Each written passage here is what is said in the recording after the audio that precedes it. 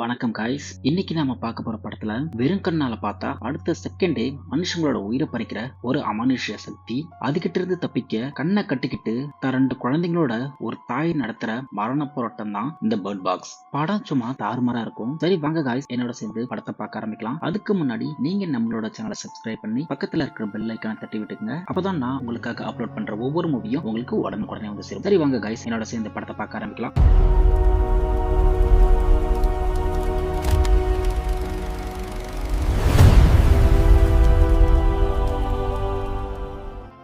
கதையோட ஓப்பனிங்ல ஒரு பொண்ணை காட்டுறாங்க. அவதான் நம்ம படத்தோட ஹீரோயின் மலேரி. அவங்க முன்னாடி 5 வயசுல ஒரு பொண்ணு ஒரு பையனும் நிக்கிறாங்க. அவங்க தோலை இறுக்கமா புடிச்சு, நாம இப்போ ரொம்ப தூரமா போகணும், சுத்தி என்ன சத்தம் கேட்டாலும் நீங்க உங்க கண்ணுல இருக்கிற துணி அவுக்க கூடாது, அதே மீறி கண்ணுல இருக்கிற துணியை எடுத்து பாத்தீங்கன்னா நீங்க கண்டிப்பா செத்துடுவீங்க அப்படின்னு சொன்னதும் அந்த பசங்களும் பயத்துல துணியை அவுக்க மட்டும் தலையாட்டுறாங்க. உடனே 3 பேரும் கண்ணை துணியில கட்டிக்கிட்டு ஒரு சின்ன போட்ல ஏறி அங்க இருந்து கிளம்புறாங்க. இப்ப கதை அப்படியே ஒரு 5 வருஷம் பின்னாடி போகுது. மலேரி பிரெக்னண்டா இருக்கா. ஆனா பிறக்க போற குழந்தை மேலேயோ அவளுக்கு பாசமே இல்ல. கூட அவளோட அக்கா ஜெசிகா அப்படின்ற பொண்ணு இருக்கா. அவதான் மலேரிய ஹாஸ்பிட்டல் கூட்டிட்டு போறா. செக்அப் முடிஞ்சு கார்ல ரிட்டர்ன் வரப்போ டிவில ரஷ்யாவில் மக்கள் எல்லாரும் திடீர்னு தற்கொலை பண்ணிக்கிறாங்க அப்படின்னு நியூஸ் ஓடுது. அடுத்த சில நிமிஷத்திலேயே அவங்க சிட்டிக்குள்ளேயும் அது பரவ ஆரம்பிக்குது. ரோட்ல எல்லாரும் அலறி அடிச்சு ஓடுறாங்க. கார் எல்லாம் ஒண்ணுக்கு மோதுது. கார் ஓட்டிக்கிட்டு இருக்க ஜெசிகாவோ வெளியே ஏதோ ஒண்ணு பாக்குறா. அடுத்த செகண்டே அவளோட கண்ணோட கலர் அப்படியே மாறுது.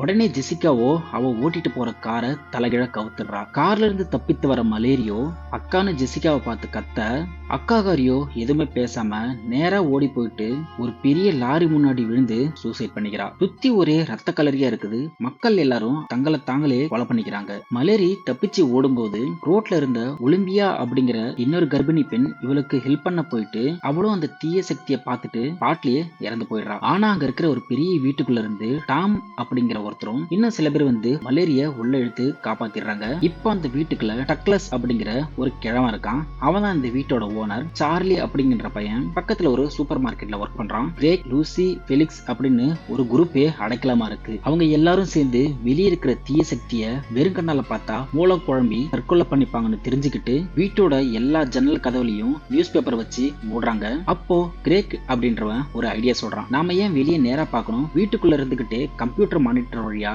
வெளியே என்ன நடக்குதுன்னு பார்ப்போம் அப்படின்னு சொல்லிட்டு அவன் தன்னை ஒரு நாற்காலியில கட்டி போட சொல்லிட்டு மானிட்டரை பாக்குறான். கேமரா வழியா பார்த்தா ஒன்னும் ஆகாதுன்னு நினைச்சாங்க.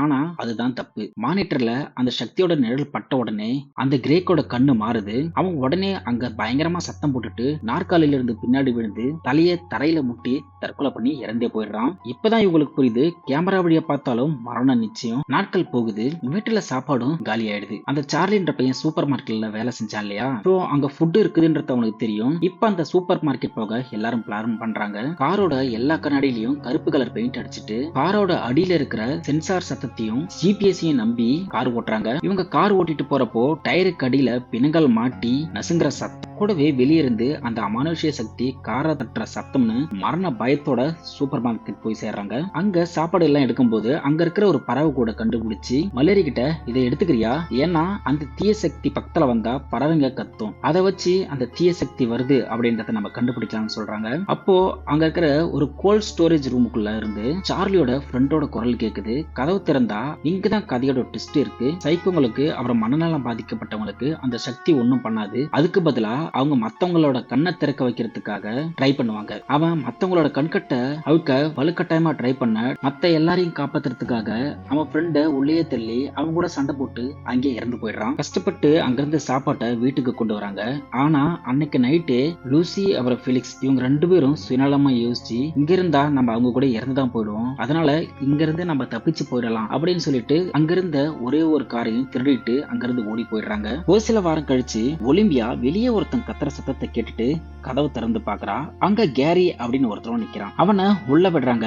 அவன் ரொம்ப சாதுவா நடிக்கிறான். அவன் உள்ள வந்த ஒரு சில மணி நேரத்திலேயே மலேரி அப்புறம் ஒலிம்பியா 2 பேருக்கும் பிரசவ வலி ஸ்டார்ட் ஆகுது. தாமும் மத்தவங்களும் அவங்கள மேல் மாடிக்கு கூட்டிட்டு போறாங்க. கீழே அந்த புதுசா வந்த கேரின்றவன் தனியா தான் இருக்கான். அவனோட பேக்கை திறந்து அவன் வரைஞ்சு வச்சிருந்த டிராயிங்ஸ் எல்லாத்தையும் வெளியெடுக்கிறான். அதுல பயங்கரமான கண்கள் அப்புறம் இருண்ட உருவம் இதெல்லாம் வரைஞ்சு வச்சிருக்கான். அது அங்க இருக்கிற செரில் பார்த்ததும் கேரி அவளோட கண்கட்டை அவிழ்த்து ஜன்னலை பார்க்க வைக்கிறான். உடனே செரில் கிச்சன் கத்தியால அவளோட கழுத்தை அறுத்துக்கிட்டு இறந்து போயிடுறா. இப்போ கேரி நேரா மேல வந்து அந்த ரூம்ல இருக்கிற எல்லா ஜன்னலோட ஸ்கிரீனையும் கிழிக்கிறான். அங்க மலேரி அப்புறம் அந்த ஒலிம்பியா 2 பேருக்கும் குழந்தை பிறந்திருக்கும். அந்த ஒலிம்பியாவை வெளியே பார்க்க வச்சிடறான். இப்போ ஒலிம்பியா அவங்களோட பெண் குழந்தைய மலேரி கிட்ட கொடுத்துட்டு ஜன்னல் வழியா கீழே குதிச்சு இறந்து போயிடுறாங்க. அடுத்து டக்ளஸ் அப்படின்றவனும் ஜன்னலை பார்த்துட்டு தற்கொலை பண்ணிக்கிறான். மலேரி அந்த 2 குழந்தைகளையும் பெட்ஷீட்டுக்குள்ள மறைச்சு கண்ணை மூடிக்கிட்டு அழுதுகிட்டு இருக்கா. கேரி அவங்கள நெருங்கும் போது டாம் மேல வந்துட்டு கண்ணை மூடிக்கிட்டு கேரியோட சத்தத்தை வச்சு அவங்களோட சண்டை போடுறான். கடைசியில டாம் துப்பாக்கி எடுத்து அந்த கேரிய போட்டு தள்ளிடுறான். இப்போ கதை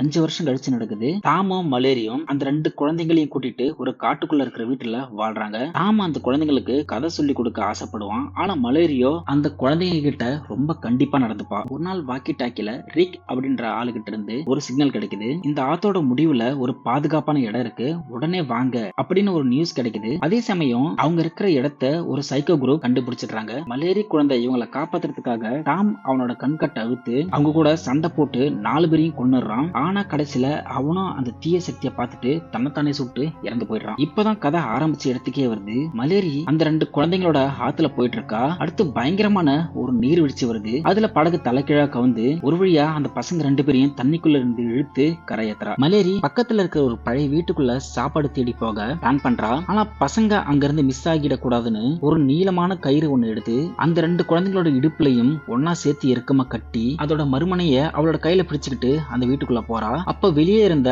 அந்த அமானுஷ்ய சக்தி மலேரியோட குரல்லையே அந்த குழந்தைங்க கிட்ட பேசுது. அந்த குட்டி பொண்ணும் தன்னோட அம்மா தான் கூப்பிடுறா அப்படின்னு நினைச்சிட்டு அந்த கயிறை அழுத்தி விட்டுட்டு காட்டுக்குள்ள போகுது. வெளியே வந்து பார்த்தா மலேரிக்கு ஒரே ஷாக் ஆகுது. அந்த பெண் குழந்தைய அங்க காணும். உடனே கண்ணை கட்டிக்கிட்டு அந்த காட்டுக்குள்ள விழுந்து வாரி ஓடுறா. அந்த மான்ஸ்டர் பல குரல்ல பேசி அவளை டார்ச்சர் பண்ணுது. அந்த மான்ஸ்டரோ அந்த குட்டி பொண்ணு கிட்ட அன்பா பேசி கூப்பிடுது. இதை கேட்ட மலேரியோ அந்த குழந்தைய பார்த்து கத்துறா. நான் இது வரைக்கும் என்னைக்கும் உங்ககிட்ட அன்பா பேசினது கிடையாது, அதனால அது என்னோட குரல் கிடையாது, இனிமேல் நான் உன்னை என்னோட சொந்த பொண்ணு மாதிரி பாத்துக்கிறேன், தயவு செஞ்சு என்கிட்ட வந்துடு அப்படின்னு சொன்னதும் அந்த சின்ன பொண்ணு ஓடி வந்து மலேரியா கட்டி பிடிச்சுக்குது. இப்ப அவங்கள கூட்டிட்டு ஒரு வழியா அந்த ரிக் அப்படின்றவன் ரேடியோல சொன்னான் இல்லையா, அந்த சேஃபான இடத்துக்கு இவங்க வந்து சேர்ந்துடுறாங்க. அது ஒரு பார்வை இல்லாதவங்களுக்கான பிளைண்ட் ஸ்கூல். அங்க இருக்கிற எல்லாருக்குமே பார்வை இல்லாம தான் இருக்குது. கண்ணு தெரிஞ்சதானே அந்த மான்ஸ்டரால இவங்களை கொல்ல முடியும். அங்க இருக்கிற எல்லாருக்கும் கண்ணு தெரியாததால அந்த மான்ஸ்டரால இவங்களை எதுவும் பண்ண முடியல. மலேரி முறையா கண் கட்ட அழுத்துட்டு நிம்மதியா அழுறா. இப்பதான் அந்த குட்டி பசங்களுக்கு பேரை வைக்கிறா. அந்த பையனுக்கு